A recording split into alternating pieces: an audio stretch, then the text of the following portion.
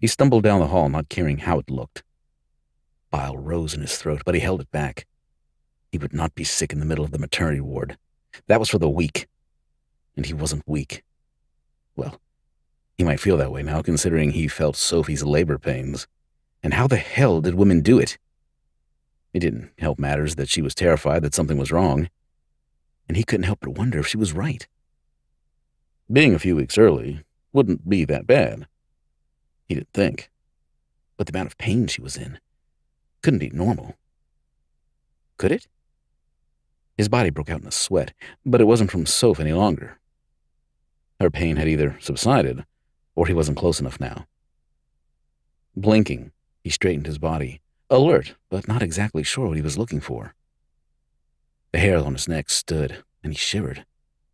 He scanned the room and sucked in a breath when a scent surrounded him. It was like nothing he'd ever smelled before. It was sweet and spicy. His eyes shifted, and he blinked, surprised by how easily he'd lost control in public. That had never happened before. The beast's head arose from his slumber. He rose to his feet and purred, much like a giant cat, to Blane's dismay. A wave of dizziness rocked through him, and again he reached out to hold himself up. Luckily, there was a wall to catch him. He fell against it, hating how weak he felt. It was more than just Sophie's pain. This wasn't the same as what he felt in the room before. His heart stopped beating. Only for a second, but enough for him to feel the life leaving him. He gasped when the beating returned, but much slower than normal. This reminded him of what happened to Eris, only it took Soph's touch to bring him back. He realized then that somewhere close by was his mate. His beast paced, huffing that his host hadn't found her yet. He looked to find a woman sitting on a small couch by the large window that overlooked most of Stratham. She nibbled her lower lip, and he was caught off guard by such big hair. Ringlet curls covered her head in a messy yet beautiful array. He wanted to run his fingers through the curls and see if they bounced back in place.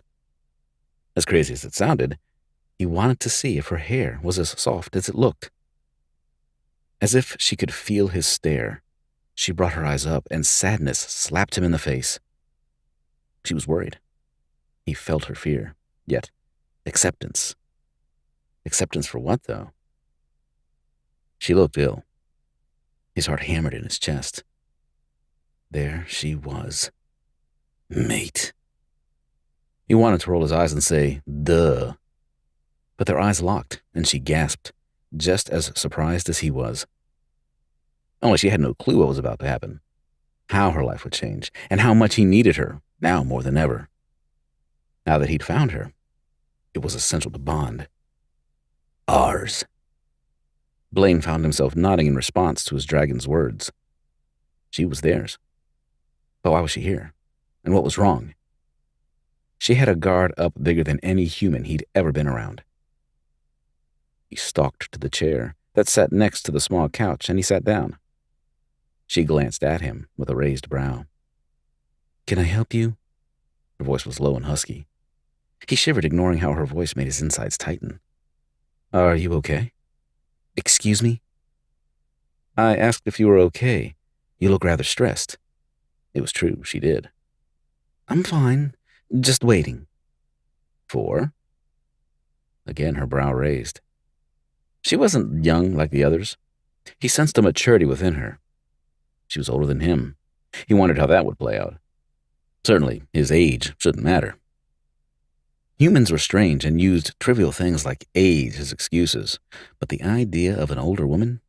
Now, that was appealing to both him as a man and as the beast. She sighed and opened her mouth almost as if she couldn't help it. He straightened, giving her his undivided attention, letting her know he was listening. I'm here to find out if there's any hope or if I'm going to die. Plain and simple. She didn't mince her words. His beast growled, but it came out as more of a cry. We must save her. Blane agreed, but was it even possible? Fate wouldn't be so cruel to send him his mate, only for her to die, leaving him alone and hollow. Would she?